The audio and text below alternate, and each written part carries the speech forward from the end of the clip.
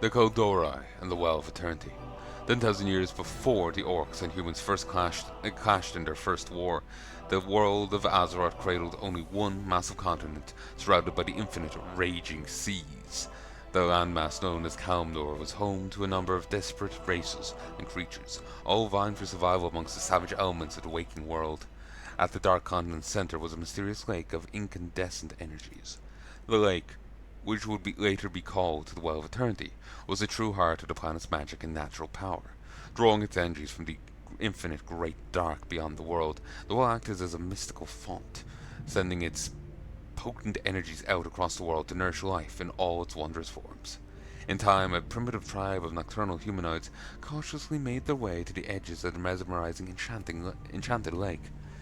The feral nomadic humanoids, drawn by the well's strange energies, built crude homes upon its tranquil shores.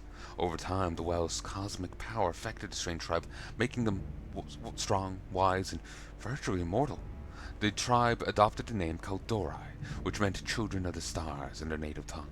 To celebrate their budding society, they constructed great structures and temples around the lake's periphery. The Kaldorei, or night elves as they will later be known, worshipped the moon goddess Olun, and believed that she slept within the well's shimmering depths during the daylight hours.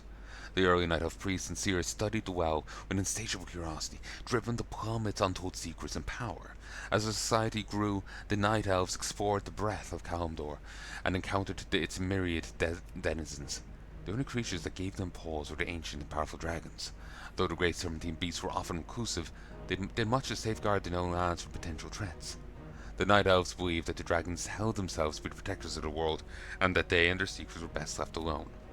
In time, the Night Elves' curiosity led them to meet and befriend a number of powerful entities, not the least of which was Cineris, a mighty demigod of the primordial forest lands.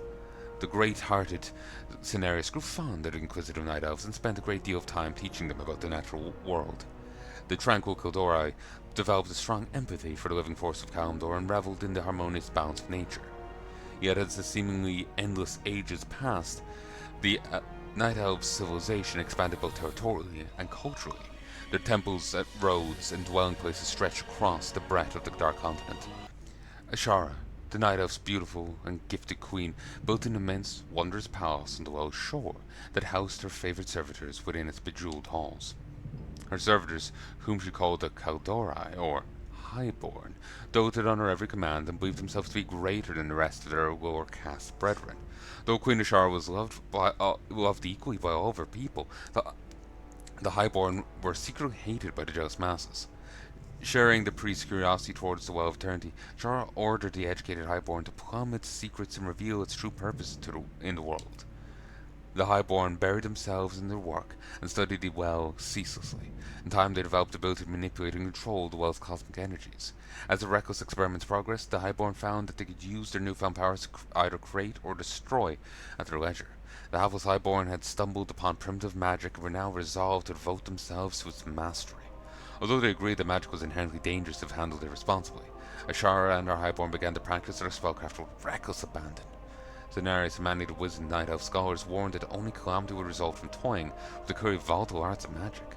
But Ashara and her followers stubbornly continued to expand their burgeoning powers. As their powers grew, a distinct change came over Ashara and the Highborn. The haughty, aloof upper class became increasingly callous and cruel towards their fellow Night Elves. A dark, brooding pall veiled Ashara's once entrancing beauty. She began to withdraw from her loving subjects and refused to interact with any but her trusted Highborn priests. A young, brazen scholar named Furion Stormrage, who had spent much of his time studying the well's effects, began to suspect that a terrible power was corrupting the Highborn and his beloved queen. Though he could not conceive that the evil conceive the evil that was to come, he knew that the Night Elves' lives would be changed forever.